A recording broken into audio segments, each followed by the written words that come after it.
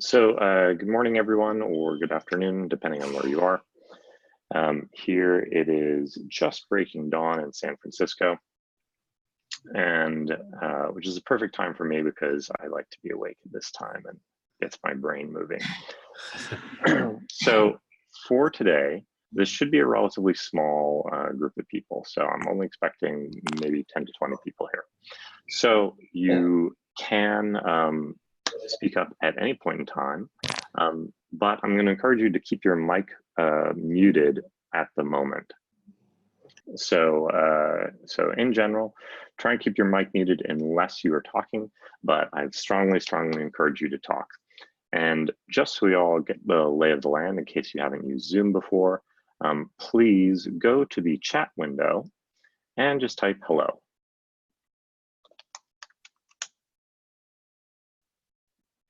So the chat window should be, if your screen is a little smaller, it should be under the More section. And 1, 2, make sure everybody knows where the chat window is. Nope. Liliana, Anna, if you're having trouble finding it, the chat window is going to be under the More selection. If you don't see it immediately, it'll be if you hover over the Zoom window. There we go. Excellent. And the second button that's absolutely key is that mute and unmute button. So please now take a moment to unmute yourself and just say hello. Hello. Hello. Cool. Hello. Perfect. So please, again, I encourage you to use both of those methods of communication because this is a small group and because I find it extremely tedious to talk to myself for an hour. So anytime you have a question or you want to understand a different context, it's my job to kind of tell you what I'm doing, what I think works in regards to startups and corporate startups in general, what doesn't work, also equally important, but it's your job to challenge me and say like, hey, I don't think this makes any sense, or I'd like to understand this in the startup context, or I'd like to understand this in the mining industry or a non-technology context. So please just stop me at any point in time and just say like, hey, I have a question. You can either use the chat window or you can just literally unmute yourself and just say, hey, wait, stop. Agreed?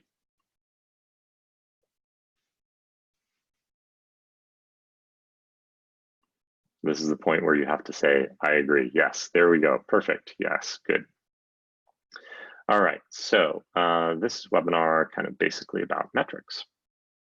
More specifically, this is about turning metrics into dollars. So I'm going to see if I can start this off here, and I'll try and show you some things. And I'm going to try to not show you a whole bunch of slides, but can you all see these slides now? It should be a giant thing that says turning metrics into dollars. Yep, good. Okay, so I'm not going to go through a whole bunch of song and dance. I assume if you're attending this webinar, you know who I am, or you know kind of what we've done as a company. We worked with a lot of different companies. Now, this webinar specifically is really about how we turn all these wonderful metrics that we're learning so much about into something that makes pragmatic sense in terms of developing a financial model or a business model. Now, first thing I just want to quickly start with is just quantitative versus qualitative. It's very important that I emphasize here that I am not purely focusing on quantitative metrics. Qualitative metrics are extremely important to developing any business model. In fact, that's where most of the time we should start. So when people talk about user experience, what we're really talking about is just taking an unhappy customer, giving them something, and turning them into a happy customer, right? That's our job as a startup again, or a corporate startup. Now, the user experience is what is kind of most often the trickiest thing to measure because it is this very fuzzy qualitative thing. And we want to try and bridge the gap between the qualitative user experience and that wonderful 4-year spreadsheet that somebody's modeled out exactly how much money you're going to earn in 2022. But there's just this wide gulf between those two things. And we really want to understand how to take those qualitative experiences and turn it into something that is predictive in terms of our financial performance. So user experience is a person's perceptions and responses that result from the use or the anticipated use of a product, service, or system. That means if the product is, cereal, your morning cereal, milk, spoon, bowl, that sort of thing, then the UI is just the spoon. That's not the user experience. That's just how you interface with the product. But the user experience is really the complete package, but not even all those elements together.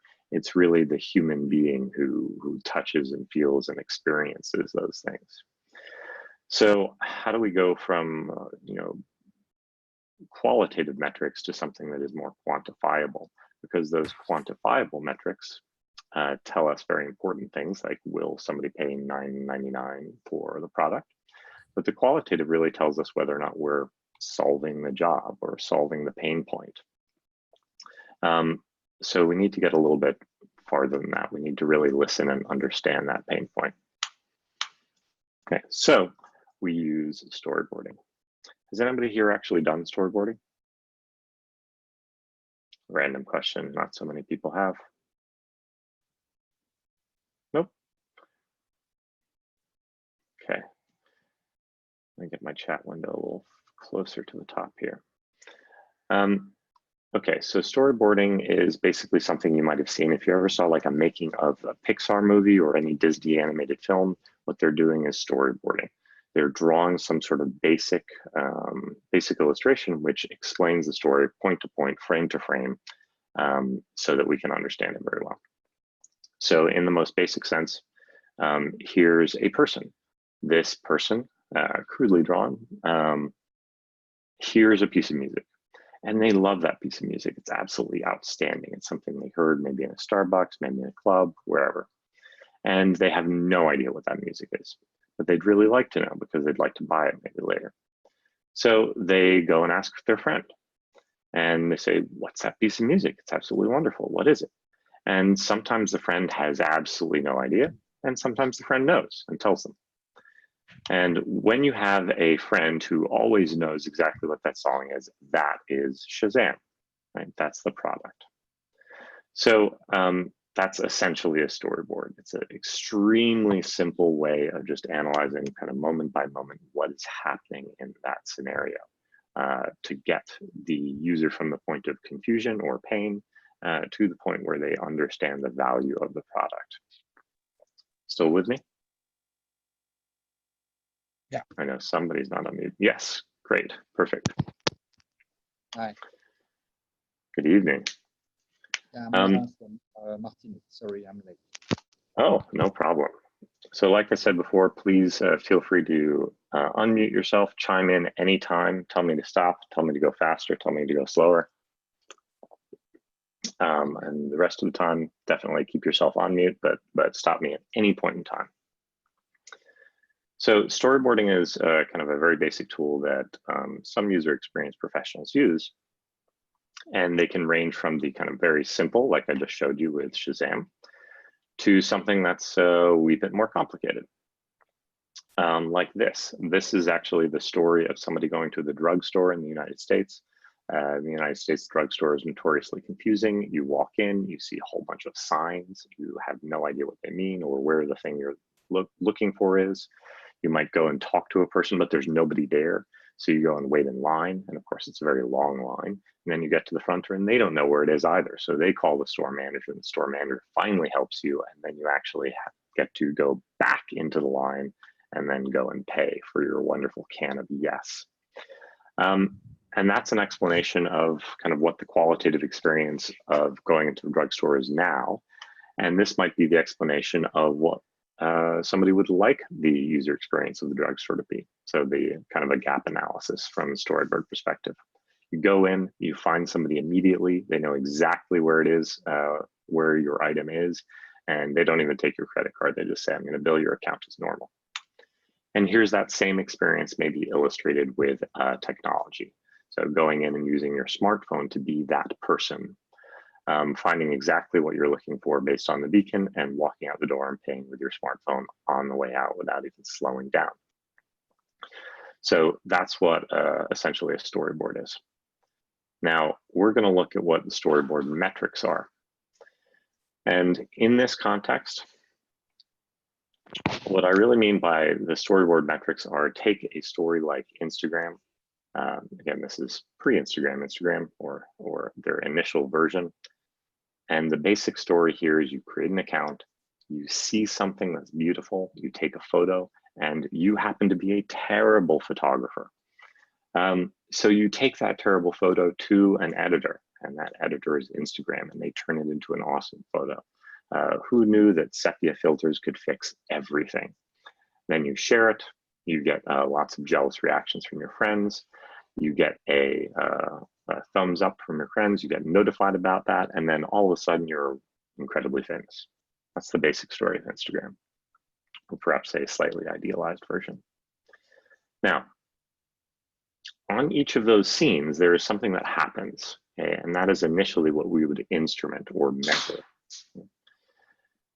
Now, those metrics might be things like the number of downloads accounts, the number of awesome things you happen to see, the number of pictures you take, the number of terrible pictures you take, the number of filters you applied, the number of jealous people, et cetera, et cetera. These are all the things that happen in those individual scenes. But these are not the kind of critical metrics we want to measure, but they are things we need to instrument. These are often described as the vanity metrics, right? Now, what we need to do in order to turn those into actionable metrics that we can convert into something useful for a financial model is turn them into more actionable metrics. That means not measuring just what happens in the scene, but how somebody proceeds, like in a funnel, from one scene to the next. So we might say, what percentage of photos does a normal person take that are bad? What percentage of photos have a filter applied to them? What percentage of photos are shared? What percentage of photos are liked, and so forth? These are metrics that are conversion metrics going from one scene to another. And these are the type of things that we can really use to start building up something that's going to translate the number of users we get into the amount of money that we get at the end of this. So taking this from a higher level, and again, I'm going very quickly because this is a very short webinar. This is not a full workshop. At a high level, we can combine some of these metrics. We can measure the number of downloads that we get on this new app. We can measure the percentage of users that get all the way through that funnel and share at least one picture. So that's an activation metric. And then we can measure the percentage of users that return, perhaps within 1 week in this instance. And those would give us the basic metrics that you may have heard about before, such as acquisition, activation, and retention. So that's my super fast run through of taking a storyboard and turning it into some actionable metrics. But the goal of this particular webinar is we want to construct a basic financial model given almost any scenario and turn it into something that a financial person can actually understand. So that's the goal. And I'm going to skip immediately to that, unless there are any questions. And if there are no questions, there is on the screen a bit.ly link, which I will attempt to, I will attempt to type into the chat window so that you can go and follow along what I'm going to do in a Google form, in a Google Drive. Hopefully you have access to Google Drive. If not, this will be an exciting experience for you, but you can follow along with me live. So if you can access this link, you're going to wind up on my spreadsheet. The spreadsheet is entirely blank. If you cannot access that spreadsheet, that is okay. I'm going to still share my screen and you should be able to see it. I'm going to try and keep it relatively large on my screen. Please let me know if you're stuck and you can't see what's going on. Okay, so I see a few people. Oh, you stuck? Yeah, I can't follow the link, but okay, you might be blocked from your corporate internet. Can you see my screen? Yeah, I can see your spreadsheet, so it's okay for me. Okay. So the bit.ly link will still be available later. And if anybody's really stuck and wants to download that link later, just please let me know and I'll export it as an Excel sheet and you can follow it in that way. Okay, so what I would like to do now is I'm going to do what we call live coding, right? So I'm going to construct a financial model off of basically nothing very, very quickly. Because one of my biggest concerns, and this comes from both startup people and some of the corporate teams I work with, is that you have a corporate team with this big giant idea about how to disrupt their industry, and they've kind of gone the opposite direction, right? Like normally teams don't get funded until they produce a spreadsheet showing a ridiculously large number at the end of it, which says that the company will earn $1 billion. And after going through whatever design thinking or lean startup or agile boot camp, the team has gone the opposite direction. They've thrown away the spreadsheet, which is a good place to start. And they've started talking to customers and built up all this great qualitative understanding of what their customers want, their problems are, and how to solve it. But they haven't gone back and kind of recreated that financial model in a more coherent way. And that's the gap I want to bridge, because if you don't have a financial model, you really shouldn't be scaling that business. Like, you cannot scale a business until you have a basic financial model, which tells you, if I insert more money in this end, more money will come out the other side. So that's what we want to do. And we want to do it in the simplest fashion possible. So I'm going to cheat initially. I'm going to cut and paste a couple of things just to make my life a little simpler. This is the financial model. This is the timeline that we're going to deal with, 2018 for starters. Now, if you were building a normal financial model, you might have something, well, the number of customers that you're earning, and you might kind of put in raw numbers into this that are just absolute guesses. I'm going to earn 5,700 people. And you might just type numbers into the spreadsheet. And you might have another column here that says, hey, how many of those people that we get to our website perhaps actually use our product? I might say, well, 500 or 600. And these are kind of pure guesses. And that's not really what we want to do here. We want something that is a little bit less of a guess and more of a prediction. So instead of kind of typing numbers directly into a spreadsheet and just making everything a pure hypothesis and guess, we want to turn all of these things into basic formulas. So that means I need to basically take all the raw data out of this and turn it into something that I can predict on day one what will happen in day four. In year four. Day four would be pretty unexciting. So I'm going to pick some metrics. And for the purposes of this, I've decided to make a coffee social site. And I'm going to choose as my metrics the number of unique visitors to my website, the number of unique visitors that attend at least one coffee date. Those are the people that become my user.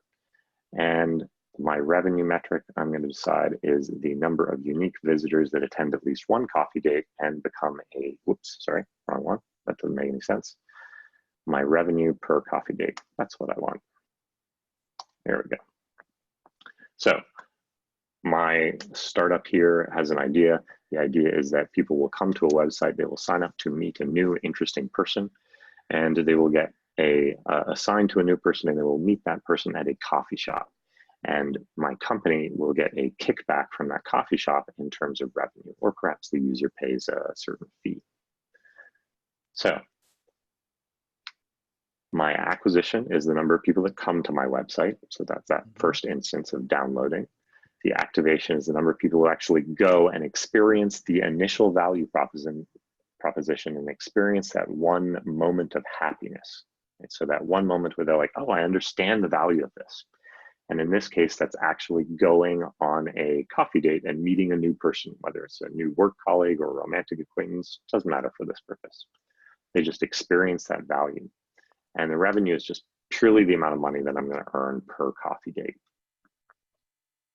So now I need some numbers.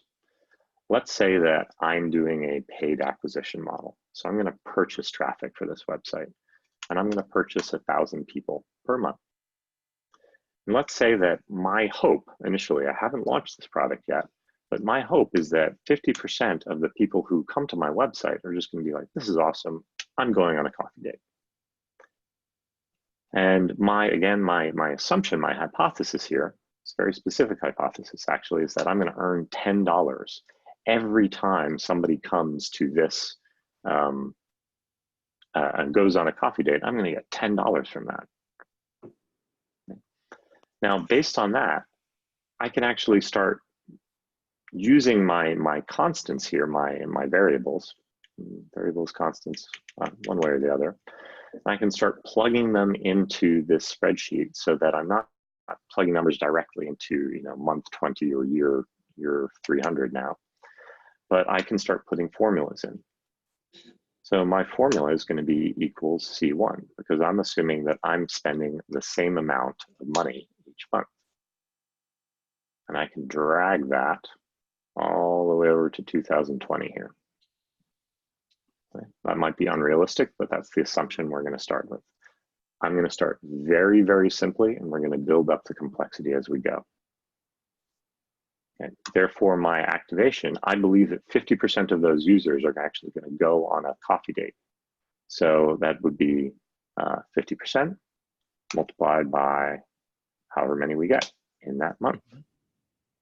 Okay. Now let's make sure I make that a constant. And just drag that across. Now, last one, of course, is going to be very simple again. I'm going to take those users that have activated and multiply it by my revenue. Again, let me make absolutely sure that I'm getting these as constants, and I'm earning $5,000 per user. Okay, very, very simple, right? Yeah. Now, so the beauty of this is, despite how simple it is, all of these numbers over here in acquisition, activation, and revenue, these are all hypotheses. Okay, they're specific hypotheses. I believe that 50% of users that get to my product will convert. And the nice thing about that is if I actually launch this website and it turns out that only 25% will convert, is that my financial model will update instantaneously. Okay, I now see how much money I'm going to earn 4 years from now, if these numbers hold true. If I improve this metric and all of a sudden it's 30%, then everything's going to update automatically. So instead of having a kind of hypothesis, an assumption about what I'm going to earn in year 4, which is untestable until you get to year 4, I'm trying to break those hypotheses down into the simplest possible atomic units and tie them back into that user experience we were talking about before and say, well, what's my conversion rate? Because if I know my conversion rate and my conversion rate stays true, this is what I will earn. Very, very simply. Okay, so far so good? I have a question, please. Please. What if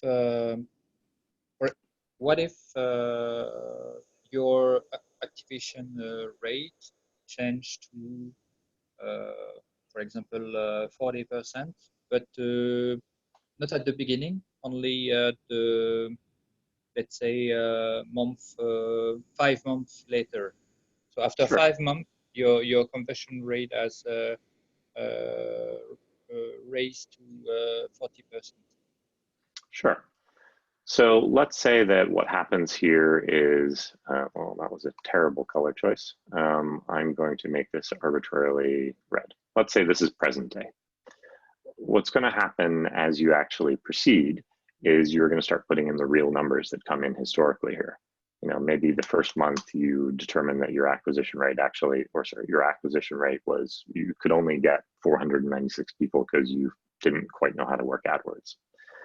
And maybe the next month it was a little bit higher, and maybe the next month it was a little bit lower. You're going to start hard coding the real data into the same spreadsheet, essentially, because now that you have real data, it makes sense to put in real numbers. It's no longer a hypothesis. But you can still use your variables for later. So if I do something like that, and let's make this 800, and all of a sudden now, again, let's just convert this to 240, 270, 270, all the other ones there. And now 40%, oh, it's just impacting things after the present day. Okay. Right. So always you will still record the real data in here. So, whoops, I'll just leave that color there for now. So now this is obviously overly simple, right? There's a lot more numbers that are going to go in here, not least of all is retention.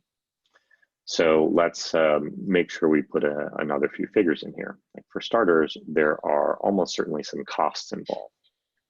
Right? At the very least, we should have a cost per coffee date, because maybe it costs us something to subsidize these coffee dates, and maybe that's $5. So I need to put that into my spreadsheet down here. So what I will simply do, oops, oh, I got a little locked. Oh, I'm totally stuck here. There we go. Sorry, hopefully that's still the same size that you can see. Let me put my cost down here, and my cost should just be very simple again, cost per coffee date multiplied by the number of users. And okay, so now I have my costs. And of course, once I have that, then I can figure out the profit, which is simply going to be the revenue minus the cost. All right, there we go. And just to make this look less identical, I'm going to make this 4.5. Okay, so we can add our costs quite directly. And it's very, very simple to start increasing the complexity of this model. But I would strongly urge you when you actually do this to, again, keep it as simple as possible, because it can get very confusing very, very quickly, and trying to shove in every variable simultaneously is inevitably going to cause problems. So let's say that that's my first cost, is the cost per coffee date, but there's also the cost to acquire the customer. And customer, so, or a CAC. And let's keep this very basic. I'm just going to say that's $1. And I now have some variable costs, additional variable costs. So let me insert a little bit more space here. So here's the cost per coffee date. And here's the CAC. And this is going to be my $1 multiplied by not the 500 people, but by the 1,000 people. Because I'm talking about the cost to acquire a customer or acquire a visitor, not just the cost to acquire somebody who takes a coffee date. Now, very important, obviously, remember to update your other formulas, because if you forget to update your other formulas, you are not actually including them in your total. So now we've reduced our profit just a little bit. This is all fine. This is all easy. This is all kind of very basic math, because right now this is a very this is a linear website, right? You acquire customers, they have a coffee date, and they leave and never come back. What starts to get more interesting, especially for technology startups, but also for other startups, is when you start including retention. Now, retention, I'm going to grab this because I'm a slow typer. Retention is the number of people who are so excited about that first experience that they come back and do it again. So let's imagine that my retention rate, or my planned retention rate at least, is 50%. So my retention rate is 50%. How will I represent that into my financial model? Best way to think about all this stuff is, again, just think about that first month and the second month, really. So the first month, let me squeeze in here. I'm going to squeeze in a row underneath acquisition, because I'm going to put my retained users retention. Now in month number 1, how many retained users do I have? 0, right?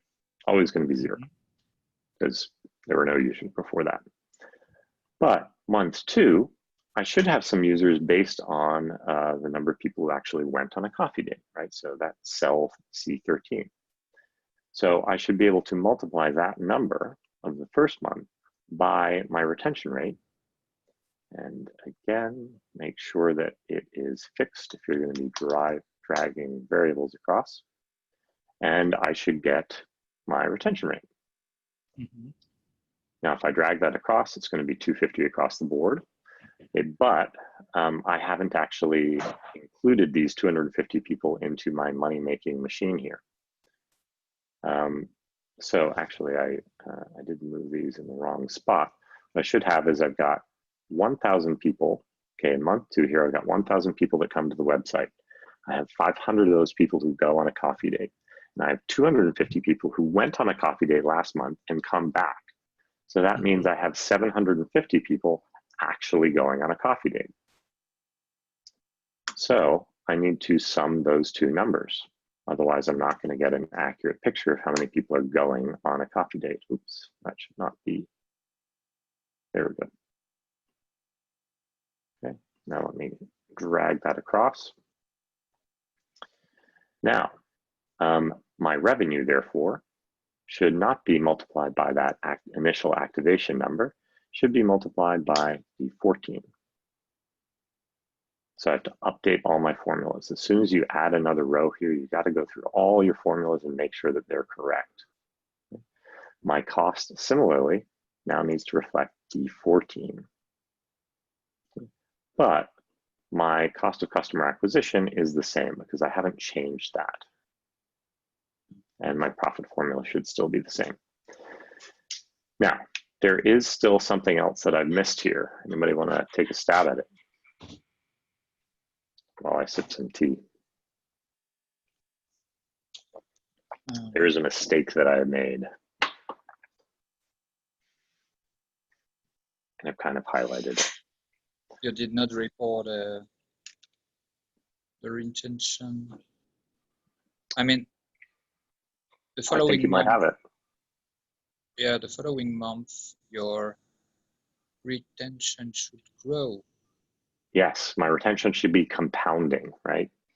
Yeah. Because right now my retention rate is based on, again, C12, which is just the number of people activating from the new users. It's not actually going from my total number of users. So people are kind of coming back 1 month, but then we've baked in here that they only come back for 2 days maximum. So this formula should also be based on C14. And that's going to start making things interesting because my retention is going to compound. So if I drag that forward, now my business is kind of finally making some basic progress. And I have way too many decimal points here. Let me remove some decimal points. Oops, what did I just do? Okay, yeah, let's go for that. So now I'm at least making some progress. You can see here that I started with a profit of $1,750, or if you're in a corporation, multiply that by 3 digits or 6. And I'm slowly making more money. What is kind of interesting in this model, just based on the variables I've decided here, is that I'm approaching an asymptotic limit very, very quickly. You see that my maximum profit and my maximum number of users is actually approaching, is constantly approaching 1,000. And my profit is kind of stuck at 4,500. And that's just because of the numbers I've chosen here. If the numbers I choose were different, if I have a really high retention rate, this is going to start exploding very, very quickly. And this is, of course, the kind of power of compounding interest, right? As we get more users, if more users stick around, then that total amount should gradually increase. So I have a linear function in that I'm purchasing new users, and I have an exponential function in that I am retaining users. Everybody still with me? Yeah, it's clear. Cool. Yeah. Awesome. Then let's add the second really fun metric that we like to have. And again, I'm going to cut and paste just to save myself some typing. Referral, right? So referral rate is another kind of compounding metric. If I have people who go on a coffee date and say, this is amazing, everybody else should try this service, then that's going to help me tremendously. So this metric is going to behave very, very similarly to retention rate, in that when I have my 500 people go on a coffee date. Ooh, and by the way, if you're not speaking, please mute yourself, because somebody is futzing around in the kitchen, which is normally what I do on webinars. Okay. So let me add, whoops, okay, let me find the mute all button. Oh, okay, I think I found it. All right. So the viral coefficient, let me add another row here, and I'm going to put another row for referral. I'm not entirely sure where I'm going to put this row yet. I might move this around, but let's just start basically. Referral, depending on how the dynamics of your product go, sometimes happens before activation, sometimes it happens after, sometimes it happens after the revenue moment. For the moment, I'm going to say that it's going to be based on my total number of users going on a coffee date, which is 500 here. So row C14 or cell C14. And I'm going to say that based on those 500 people, 10% actually get very excited and tell somebody else about my product. Oops, should be a general number. Okay. Now, what I actually did here is probably not quite right? Because that referral is really going to happen only over a time period. And from this spreadsheet's perspective, I've selected that time period as 1 month. So I should actually treat this like retention and say that month 0, there's nobody referred, but in month 2 is when that is actually going to happen. And I'm actually going to drag that up to acquisition because I want, like, these 50 people that have kind of been referred are going to still have to be activated, right? So they've actually just come to the website. So they're really much more similar to brand new users. So what I'm going to do is I'm going to do a similar thing that I did with retention, and I'm going to make a little sum here. Because that first month, I only have 1,000 people coming from paid advertising. But that second month, I have 1,000 people coming from advertising and 50 people that have been referred to me. Now that means my activation metric is, again, based on the wrong cell now, should be based on C13, because that second month, I should have a few more people. I should have 525. Once I have that formula down, so first month, second month, generally then you can just drag it all the way across, right? And you can see now, again, that is going to compound. Let me get rid of some of my decimal points here. Leave 1. And you'll see that I'm actually now getting some people from, oops, let me freeze a column. View, freeze, column 1. And you can see now that I'm getting kind of more and more people referred. And that's kind of nice. It's actually helped me break through some of my limits from the retention. It can actually kind of kick me past. Remember, initially I was kind of stuck at 4,500. Adding a little bit of referral rate is actually kicking me above that now. So both referral and retention are acting as exponential functions. Even if they're very, very small, they can have significant impact on your business model. And now I have a business model that is, again, it is predictive. Okay, meaning if I can run an experiment today on what these numbers over here actually are, and that's something that I can do today on day 0, then I can actually start constructing a prediction of what I will earn in month 2 and in month 3 and in year 2 and in year 4, based on those numbers. And of course, I'm going to analyze that with past data, as Galaxy J7's mentioned. I'm sorry, I didn't quite pick up your name. But you will record that previous data, and that previous data is in fact what's going to inform what your acquisition rate and your retention rate and your revenue rate actually is. And you can always choose to, in the future, increase your acquisition rate by purchasing more traffic in this model, or hiring a second salesperson if this is a B2B model. And you can run experiments to determine, well, how can you improve your activation rate, so on and so forth. Okay, that's the entire idea here, is just to simplify your financial model to the point where it is a clear hypothesis based on a pure constant, which you can either decide, like I can decide how many people I purchase from Google AdWords, or something that I can experiment on, like my acquisition rate and so forth, because it will have a massive, massive impact going from 7,000 or 7 million, depending on how you want to calculate it, to if my activation rate is only 10%, you'll see that this is now an absolutely terrible business and I really shouldn't do it. So this is a way of kind of putting real numbers around our qualitative experience, which we can then use to predict our financial model, and then actually make coherent decisions as to whether or not it's a good idea to scale this product. That makes sense? Okay. So now's a good time for you to unmute yourself and ask questions. Maybe this didn't apply to you at all. Maybe you have a completely different financial model. But now is a good time. I have a question. Shoot. Well, I'm familiar with financial models.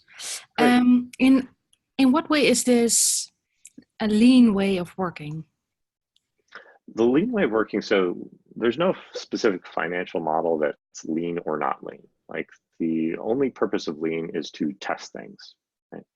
So there's nothing wrong with a normal financial model, except for the fact that they're hard-coded numbers, right? Like, they're pure guesses based on zero evidence. That's it.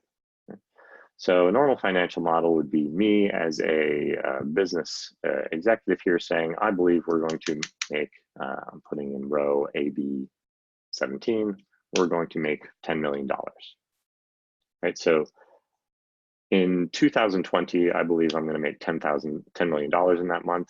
There is no way for me to test that prediction until we get to 2020.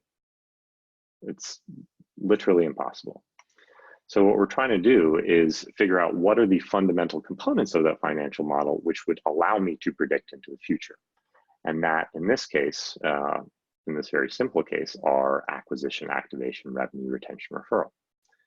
Now, if you were doing like a consumer goods business or a fast-moving consumer goods business, you would probably have some different metrics like turnover, like inventory turnover.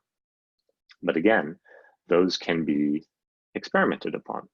We can run an experiment in a live store to see how many people will go into the store, purchase that product, and what the inventory turnover in 1 month will be. And then I can plug that back into my spreadsheet so that I'm not just putting numbers in based on my pure hypothetical guess, I'm putting in real data. So that's all. Like, there's nothing about a financial model that is lean or not lean. It's a question about whether or not you can run experiments on it. Yeah, thanks. So what you're saying is that the metrics that you put in orange, those are based on observations. Yes. They're validated, so to say. Well, so to speak, but initially they're not validated. Like, when you first construct this, and I do suggest that people construct this before they launch, they will be guesses, right? Pure guesses based on maybe past experience with a similar product, or just like, oh, I think this product is really, really awesome. Yeah. That's always possible, right? but they're just guesses. But as you start gathering data, then there's going to start becoming real numbers. And what gets really exciting, let me see if I can pull this up. If I can find the right spreadsheet. But of course, I will have to finagle a little bit. If I can find the right spreadsheet, the wonderful thing that this financial model can have, which I haven't put in yet because it's a little bit complicated to do on the fly, there we go, is a margin of error. Right, so here's another basic example. Okay, here's this is a super simple example, right? So I have number of users, I have a revenue per user, I have a cost per user, and I have profit. So that's it. I don't have any of those other metrics. But I have a viral coefficient. A viral coefficient is given one user, how many users will you have tomorrow based on referral? So this is basically just the referral metric. In this case, I'm saying that my users are doubling. So this is like early Facebook. So you can see that I start off with one user today, and I wind up with a very large number of users by 2020. So if I plot this out, I should have an exponential graph, right? Again, just based on that compounding interest. Now, this is the sort of graph that, again, we would normally present to our venture capitalists or internal innovation board in order to get funding for the project. But it's extraordinarily unrealistic. Again, it's just based on assumptions, but no data. Now, I can run experiments on that number, okay, on that viral coefficient and say, well, given one user on my product, how many users do I have tomorrow? And what I might start constructing is something, again, this is very crude. If you're really into financial modeling, you would do this with like a Monte Carlo analysis or something else. But I can add kind of a margin of error here. And in this case, I am saying that, well, I've run a couple of experiments with a very small sample size, maybe just 100 users. And it turns out that my viral coefficient is 2, but it could be as high as 3, or it could be as low as 1. Okay? I don't know. And similarly with my revenues and my costs, they could go up, they could go down. There's actually, like, based on my sample size, there's a margin of error. So I'm not exactly sure how kind of wide my spread is, or exactly what the viral coefficient could be. And that will, and again, I've done this very simply here. Then I have my projection, okay, which should again be a sort of hockey stick. And I have my best case scenario where, wow, I'm getting like ×3 viral coefficient, and my worst case where I'm getting absolutely nothing. So as we can see into the future, in my worst case scenario, because I have 0 viral coefficient and I have no other way of growing, I'm still losing money. In my best case scenario, it is an extremely large number, and I've got my normal projection. And then what I kind of have is I have this, ooh, that's an interesting graph. Ah, look what's happened. Let me change this actually. Let me simplify this for the moment. What I've done here, let me make this even simpler. Oops, I undo that. I'm just going to, I see the problem. Okay, let's start here. Now here, what I've predicted is that I have this awesome viral coefficient. I'm gathering lots of people, so my users in the best case and the worst case are the same. I have my revenue per user, which has some variability, and some costs, which have some variability. But my costs are always much lower than my revenue, so no problem. And that's giving me these 3 kind of very exponential curves here. So in all cases, this is a wonderful, wonderful product. But maybe my costs are a little bit more variable than I would prefer. Whoops. Maybe my costs are just squeaking by, right? So that in some cases, well, in some cases, my revenue in the best case is 1.25. My costs are, well, 0.81, but the cost could be as high as 0.99, and the revenue could be as low as 0.75. That would obviously be very, very bad. That means the more users I'm getting, the less money I'm making. And that's going to give me some very, very odd graph like this. I'm going to make this bigger for everybody. What this graph is telling me is that this project is, it could be absolutely wonderful and I could absolutely explode in terms of revenues. But if my costs are consistently higher than my revenues, obviously I'm just going to lose more and more money the more people that join my product. So my viral coefficient is actually hurting me here. I'm losing massive amounts of money. Now, our job, if we're in this team or we're in this project, our job is basically to say, look, there is a scenario in which case this project is a bad idea. And therefore, what I need to do is make sure that whatever variable is causing that to occur doesn't happen, or that we eliminate that margin of error. So if I'm saying the margin of error here is 25% on revenues and 10% on costs, well, maybe I should run some experiments on the revenue per user. This model, let's imagine it's an advertising model. So it just means basically the number of people who are clicking on an ad per page, or the number of pages that people are viewing, therefore seeing more ads, therefore clicking more ads, therefore more revenue. If that number is this variable, because right today I've tested with only 100 people, what I really need to do before launching this product and trying to scale it up is reduce that margin of error radically. Right? I need to run an experiment maybe with 1,000 people. And maybe I determine after that that my margin of error is only 18%. And maybe my current estimate is 1.1. So great. That's a little bit better. What's happened to my spreadsheet? Just based on that, even in the worst case scenario, I'm still earning a little bit of money. I'm clearly not earning a lot, but now I have a project here which is definitely not going to lose me money, and it might be incredibly profitable. So this sounds like a good idea. I should probably start investing more resources in it immediately. And so on and so forth. Oops. Does that make sense?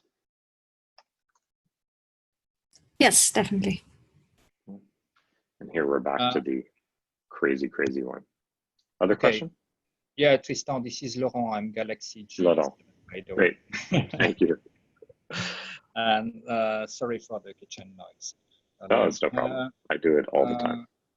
So here is my question.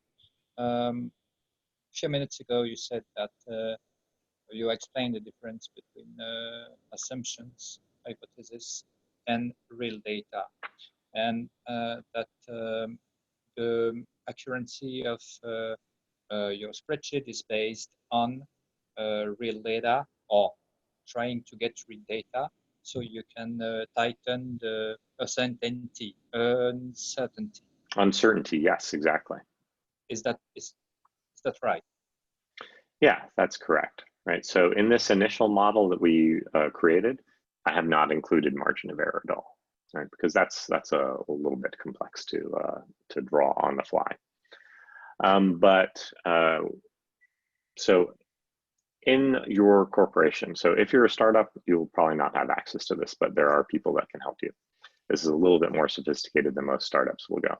But if you're in a corporation, you have people in your financial department which do financial modeling for a living. And they do something called Monte Carlo analysis, which is very, very, very cool. And they can take a spreadsheet like this, and you can tell them, hey, here's the data I have. Here's the margin of error I have. Please run a Monte Carlo analysis and tell me what the most likely result is. And what they're going to do is a Monte Carlo analysis basically takes your margins of error and kind of combines them.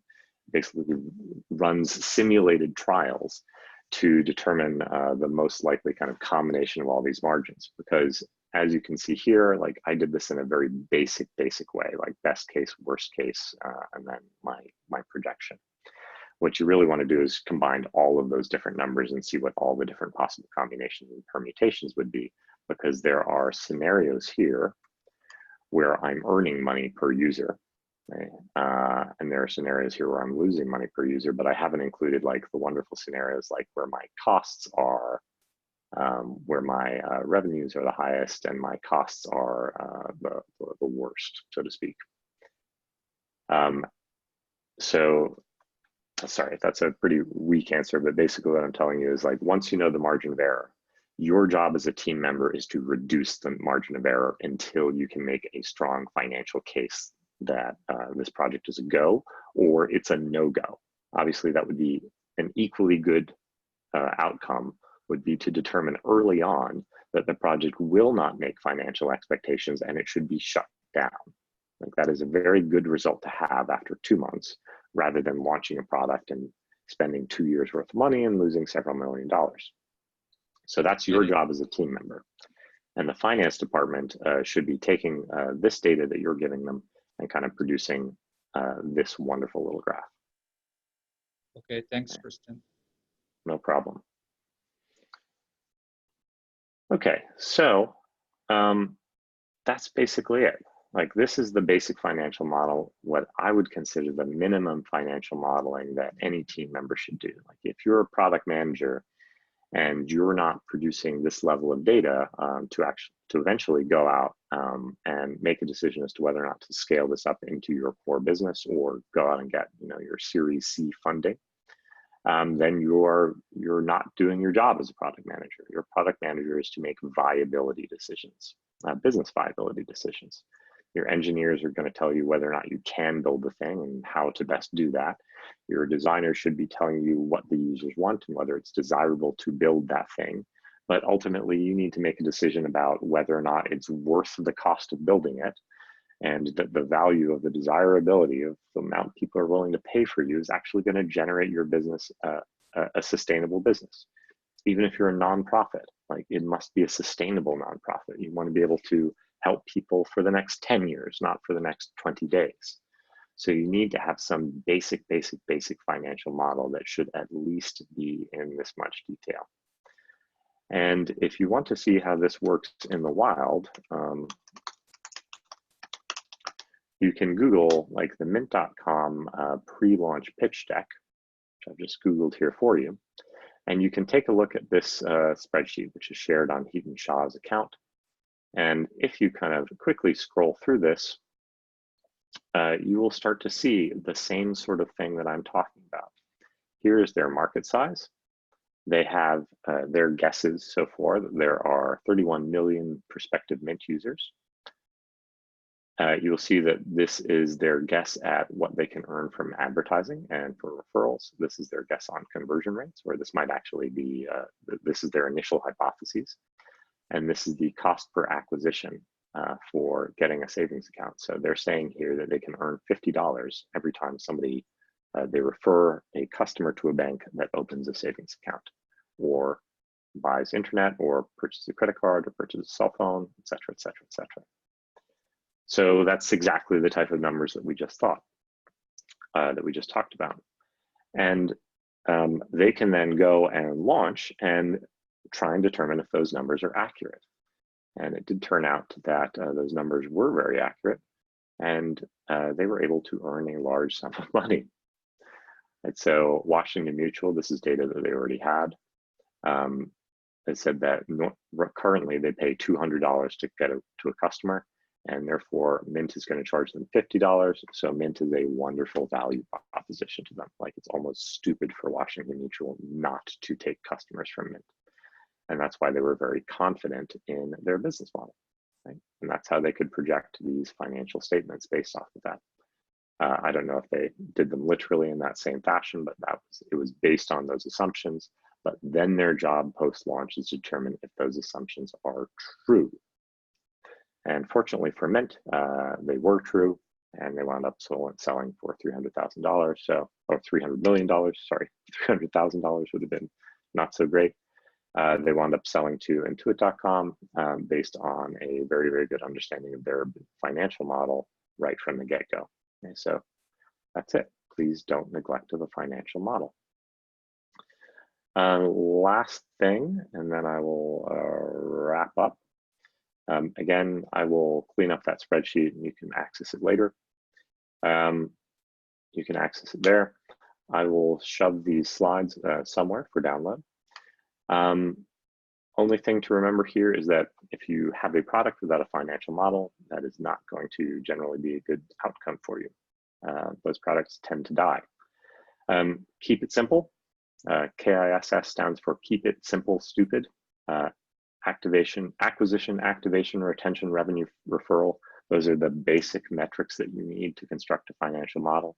You can get a lot more complicated depending on your industry. You will have different variables, such as inventory turnover, that might be more familiar to you. But do not forget the margin of error. And lastly, please don't forget the user experience. It's very hard to even know what the numbers to measure are without having a very good understanding of the qualitative experience that's happening. All of this kind of comes from the user experience. If I don't know what my users find valuable, then how can I really measure the conversion rate to that valuable experience? Your retention rate is going to be based on their happiness. Your referral rate is going to be based on their happiness.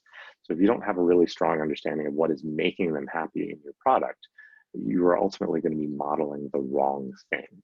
So always keep in mind that this is rooted in qualitative data, not simply numbers that you're pulling out of the air. So keep that in mind. Next thing is, of course, if you take a next step with this, if you have a project you're working on, your next step should be to build that model, even if it's very, very simple.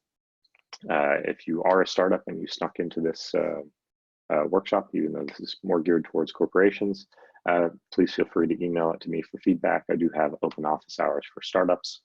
And lastly, I'm doing a workshop on advanced lean, which is going to be October 11th to 12th in Paris.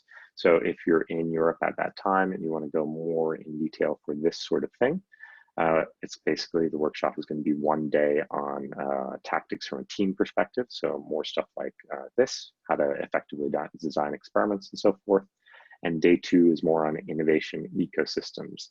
That means if you're an accelerator manager or a business manager with many teams, and you're trying to figure out how to implement these tactics at scale or create a better environment so that startups are willing to take these sort of risks, then that day is for you. That's day 2. That's it. If you do have any other questions, I'm really happy to answer.